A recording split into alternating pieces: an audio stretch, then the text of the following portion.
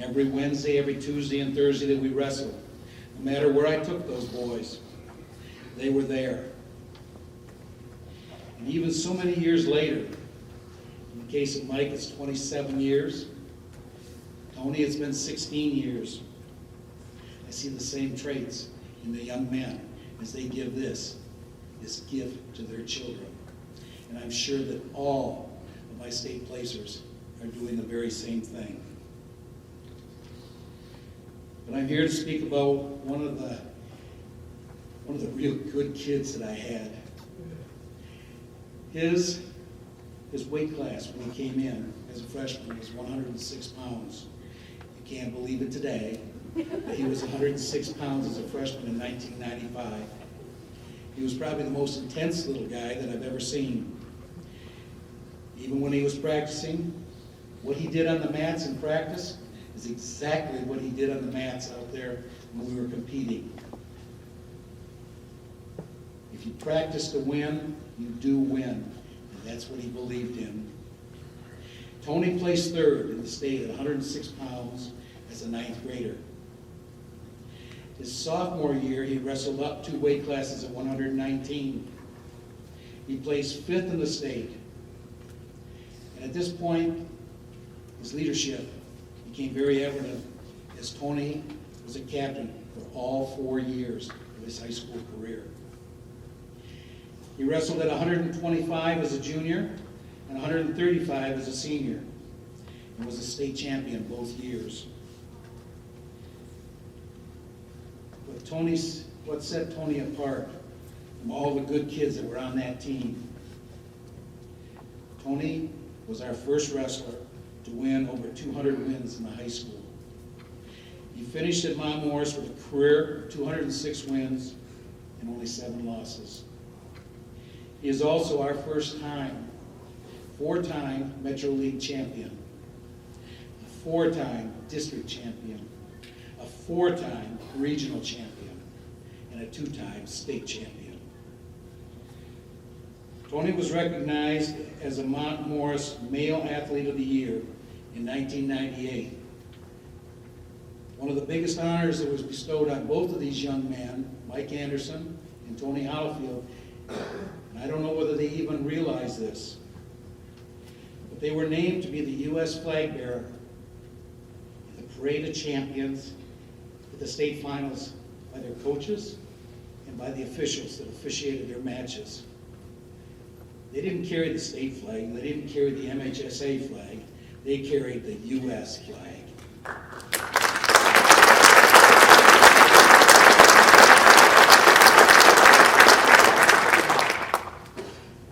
As Tony was recruited to wrestle at the University of Michigan, he accepted, and he was there from 1998 through 2002. His first 2 years, he wrestled behind an All-American. The next 2 years, he started. He won a first place at the Michigan State Open, and he was named Wrestler of the Meet at the Penn State Open. After college, Tony came back, and I think Mr. Burtis was still here. He helped coach baseball. And then he went to Kersley, and he coached wrestling for at least 1 year, maybe 2 years. And he had 2 state champions there. Tony met his wife, Erica, at the University of Michigan also. Now, I'm not saying anything, but I think the genetics are there for some real good athletes, because she was a member of U of M's first NCAA championship field hockey team. And I've seen her in the weight room, and I know she outdoes it. They currently reside in South Carolina, where he works for a company called RSI as a plant manager, and he works in North Carolina. The Hollifields have 3 children: Elena, 6 years old, Natalie, 4 years old, and Tony, 3 months old. Little Tony is in training right now for wrestling. So I would like to present Mr. Tony Hollifield.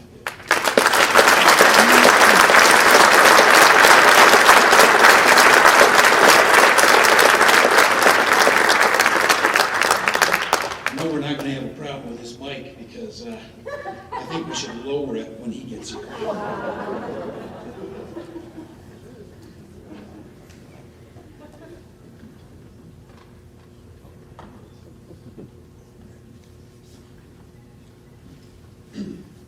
Yeah, I definitely won't have the same problem Mike had. I'm more of the wrestling build. They didn't confuse me with any basketball players, I tell you that. All right. First, I would like to thank Jeff and Mary for putting this all together. I just think this is such a positive community event that was well needed, and it's just been spectacular, so thank you. All right. The cool thing about this for me is I look at the crowd and I look at everybody here, and every big event, every decision, every major thing that happened in my life has the people in this room right now. All right? And it's not, when Jeff told me we had to give a speech, I tried to think about what to talk about. All right? So for some reason it clicked in my head that one of the guys that worked for me as a supervisor when I first became a manager, he sat me down because I was giving him a hard time, and he said, Tony, look, he's like, every good manager or leader learns from the people that work under him just as much as the people that work over him. So it just got me thinking about this whole night and all the people that really affected me and what happened. Maybe you start thinking about, of course, when I first started wrestling. I think my father had alternative motives when I started wrestling. I couldn't start wrestling until I was 8 years old. He wanted to start me earlier, but I think he was tired of his sissy mama's boy crying every time somebody yelled. So, what did he do, of course? He threw me in with the best of the best, Harold Eastman, who's out here today. Beat the living crap out of me in the first year. And every day we would go to practice, and I would hate it. Every day he would just beat my butt. But it made me think about what I needed to do to be a winner. So, again, the first big thing that happened in my life, or the guidance I had, was from my parents. Mom, Dad, can you stand up? Because everything basically is for you.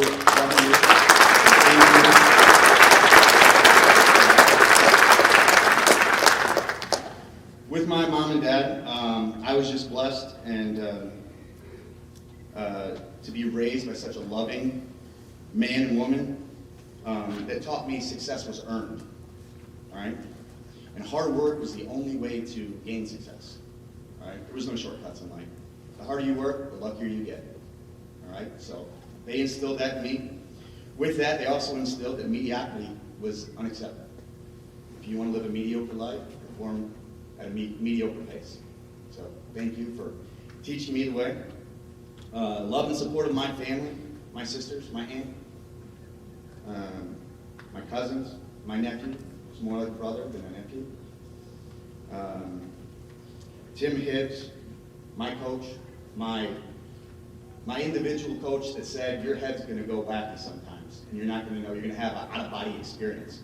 What the heck is he talking about? If you wrestle, you'll understand that out-of-body experience. When the weight-cutting demons come and take you over, asking you, why the heck did I choose this sport? He was there to always bring me in. At the state finals, he was there to bring me in. I would go to him every time. My second family, the Fourniers, glad you guys can make it tonight, so thank you. And a lot of people didn't know, like I said, I was talking about my family, and I was 106 pounds, and I had a tough family. Nobody knows about this, but I didn't beat my sister at wrestling until my freshman year when I broke 100 pounds and 5 foot.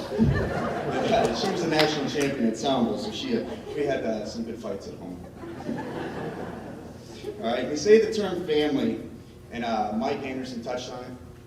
There's something about wrestling and beating the heck out of each other that brings you guys close together.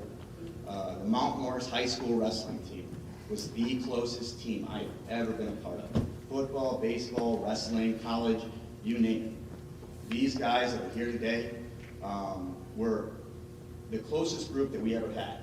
Close to the point that everybody from the 96 to 2000 group would remember the term family. No matter what you were doing, you could be in class, you could be in the lunchroom, tell somebody to do something, they say no. And of course, Pat LeBrec's going to say, on family. And you had to drop what you were doing and you had to go. So it's just a huge humbling experience just being a part of that. I've never had that, even at the University of Michigan, anywhere that I had ever been. The tightness of that team throughout those years is just unbelievable. And a lot of guys couldn't be here, but the older brothers of us, the Eric Williams, the Pat LeBrecs, and Nick Winchesters, I mean, those guys showed us the way and showed us how to be tough. We didn't have a choice, else they'd beat the crap out of us. Second big thing that happened in my life was I won a state title. Through the hard work and through all my coaches and my teammates especially.